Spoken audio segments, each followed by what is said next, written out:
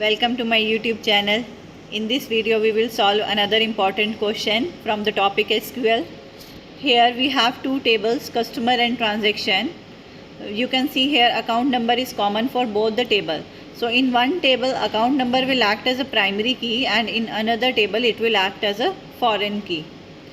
The questions will be asked on both tables like display the customer name, account number and type of transaction done by customer. So we have two tables, customer and transaction. Customer name you will get from the customer table, account number from both the table, and the type of transaction is also from the transaction table. So you have to write the answer in the way select name. As the account number is present in both tables, so you should give the alias name, table name dot account number comma type from customer C comma transaction T, where C dot account number is equal to T dot account number. So that means data will be displayed, name will be displayed, account number will be displayed and transaction type will be displayed.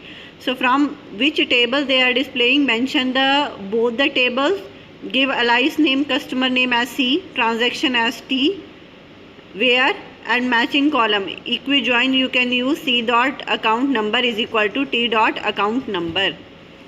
So like this way data will be displayed. Now second question is display the customer name of the customer who has not done any debit transaction. That means if the customer has not done any debit transaction, answer will be of credit type. So select name from customer table comma transaction T, where account number is equal to transaction dot account number and type is equal to credit. So does not have not done any debit transaction means type will be credit. So this way you have to write the query. Now we have third question, display the customer name and gender of the customer who has not done any transaction. So in transaction table that entry should not be there, but here account number 101, 102, 103 both these values are present in both the table, customer and transaction. So no customer is there who has done any transaction, who has not done any transaction.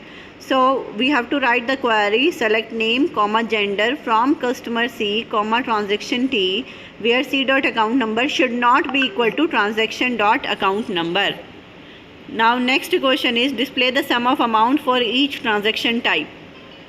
So select sum of amount comma type from transaction group by type. So type will be debit or credit. Here in debit you have 2000 amount and in credit you have 5000 amount. Like that data will be displayed. So each transaction type you have to display the sum. I hope you have understood the program. Thanks for watching. If you like the video, keep share and subscribe the channel for more such videos. Thank you.